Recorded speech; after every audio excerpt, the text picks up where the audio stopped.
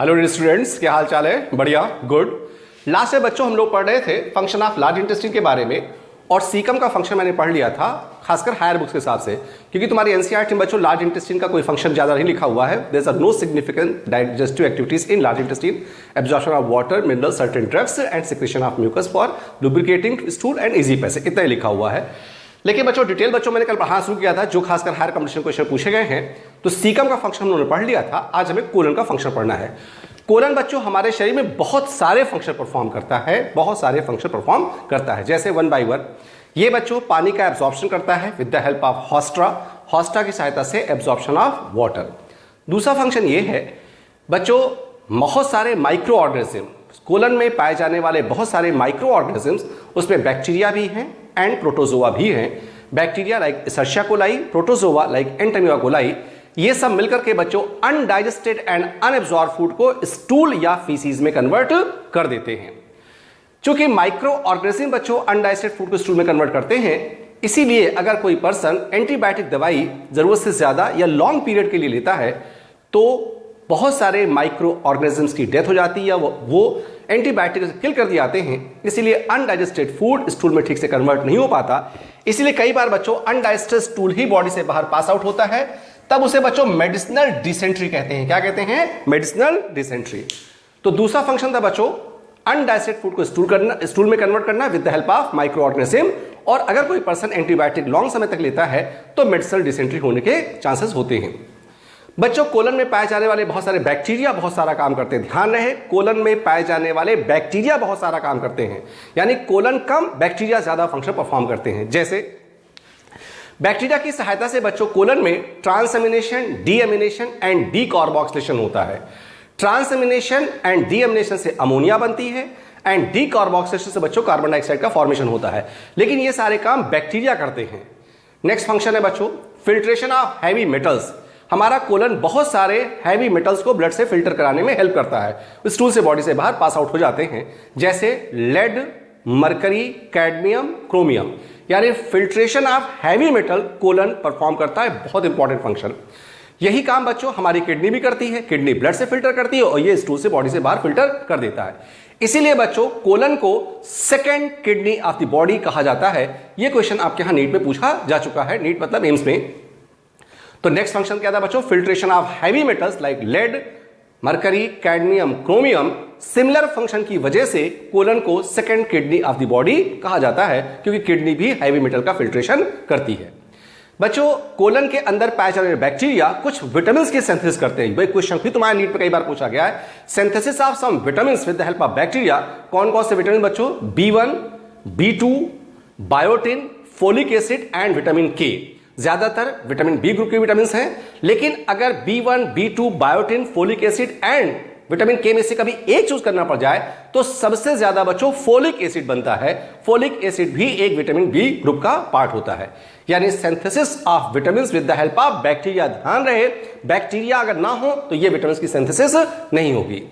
Next function है बच्चों कुछ essential amino acid, synthesis of some essential amino acid with the help of bacteria. ध्यान सुनो बच्चों, बैक्टीरिया ही ये इसेंशियल अमीनो एसिड कुछ कोलन में बनाते हैं।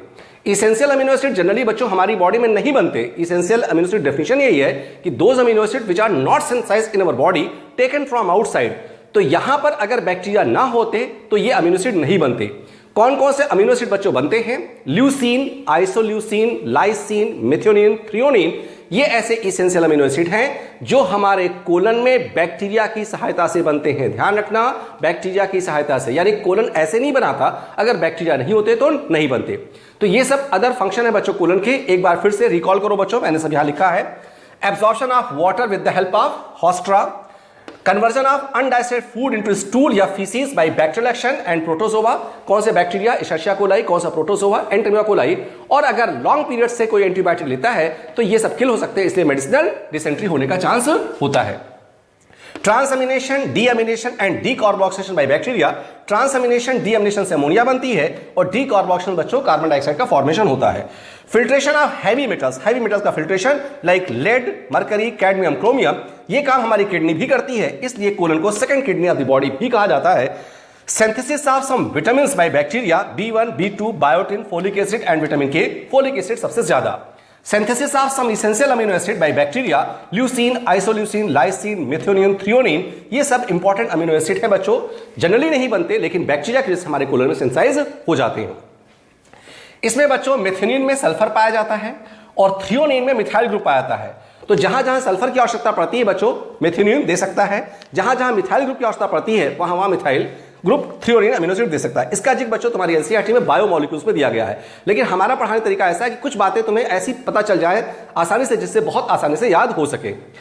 बच्चों मेथियोनिन एंड वैलिन, यहां देखो बच्चों मेथियोनिन एंड वैलिन, इन दोनों को स्टार्टर अमीनो एसिड कहा जाता है। उसके पीछे कारण 99% केसेस में सबसे पहले प्रोटीन सिंथेसिस पर मेथियोनिन अटैच होता है और 1% केसेस में वैलिन, इसीलिए इन दोनों को स्टार्टर अमीनो एसिड कहा जाता है। तो स्टार्टर अमीनो एसिड का मतलब यह होता है बच्चों कि प्रोटीन सिंथेसिस के दौरान सबसे पहला अमीनो एसिड जो अटैच होता है चेन पर उसे कहते हैं स्टार्टर अमीनो एसिड। 99% केसेस में मेथियोनिन और 1% केसेस में बच्चों वैलिन अटैच होता है सबसे पहले प्रोटीन सिंथेसिस पर, इसीलिए बच्चों इन दोनों को स्टार्टर अमीनो एसिड कहा जाता है। तो हमारे ख्याल से बच्चों आपको कोलन के तमाम सारे फंक्शन समझ में आ गए होंगे। इसमें नीट में कई सारे क्वेश्चन पूछे गए हैं, इसलिए ध्यान रखना। इसके बाद बच्चों रेक्टम, रेक्टम का काम क्या होता है? रेक्टम बच्चों अनडाइजेस्टेड फूड जो स्टूल में कन्वर्ट हो चुका है उसको टेम्परेली स्टोर करता है और फिर वो एनएस से बॉडी से बाहर पास आउट हो जाता है। स्टूल का एनएस से बॉडी से बाहर पास आउट होना, इस प्रक्रिया को बच्चों डेफिकेशन कहते हैं। क्या कहते हैं? डेफिकेशन। डेफिकेशन बच्चों एक्सक्रीशन नहीं है, ध्यान रखना। एक्सक्रीशन का मतलब होता है मेटाबॉलिक वेस्ट का पास आउट होना। यह काम किडनी से होता है, इसलिए किडनी को एक्सक्रीटरी स्ट्रक्चर कहा जाता है।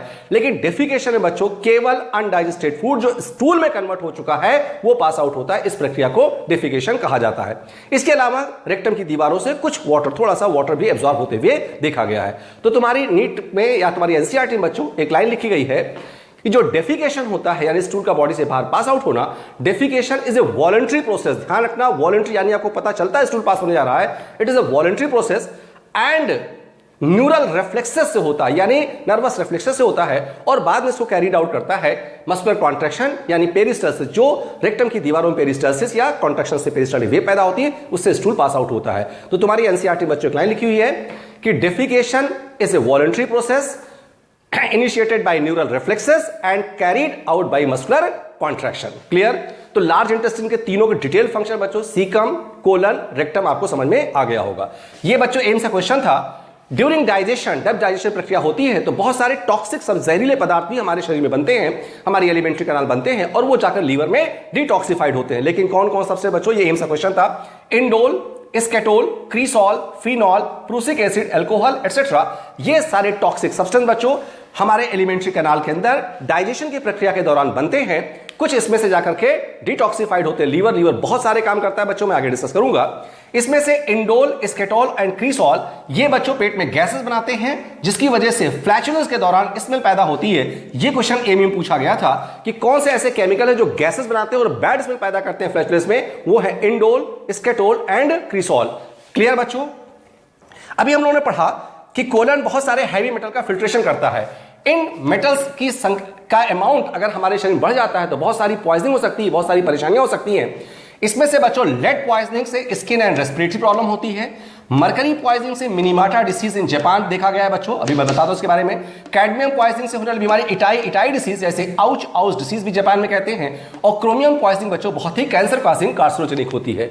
तो लेड पॉइजनिंग से बच्चों स्किन एंड रेस्पिरेटरी प्रॉब्लम, इसीलिए पेट्रोल जो मिलता है आजकल हम लोगों को अनलेडेड पेट्रोल मिलता है क्योंकि उससे निकलने वाले जो गैसेस होते हैं वो परेशानी पैदा कर सकते हैं। मरकरी पॉइजनिंग से बच्चों मिनीमाटा डिसीज जापान में बच्चों पाई गई। क्यों कहा गया इसका नाम मिनीमाटा डिसीज? मिनीमाटा बच्चों जापान में कोस्टल टाउन, समुद्र के किनारे शहर है, वहां पर एक लोकल पीवीसी बनाने की फैक्ट्री हुआ करती थी। पॉलीविनाइल क्लोराइड फैक्ट्री से जो मरकरी निकलती थी उसमें मर्क्यूरिक सल्फेट का इस्तेमाल होता है और वो मरकरी समुद्र के पानी में जाकर के बढ़ता चला गया, जिससे वहां पर पाए जाने वाले फिशेस ने उसको पिया तो उनके शरीर में मरकरी बढ़ गया। उन फिशेस को जब लोगों ने खाया तो कई लोगों की मिनीमाटा शहर में बच्चों उसकी वजह से डेथ हो गई थी। तो बाद में पता चला कि मरकरी खाने की वजह से, मरकरी फिश में थी, फिश में खाने की वजह से बच्चों पॉइजनिंग हुई, जिससे बहुत लोगों की डेथ मिनीमाटा शहर में हो गई। तब से इस बीमारी का नाम बच्चों मिनीमाटा डिसीज रखा गया है। कैडमियम पॉइजनिंग बच्चों इटाई इसे आउच डिसीज भी जापान में कहा जाता है। और क्रोमियम बहुत ज्यादा कार्सिनोजेनिक होता है। तो ये सब बच्चों कुछ अप्लाइड था, हमारे क्लास आपको समझ में आ गया होगा। कल बच्चों हम लोग इसके आगे पढ़ेंगे। थैंक यू वेरी मच बच्चों।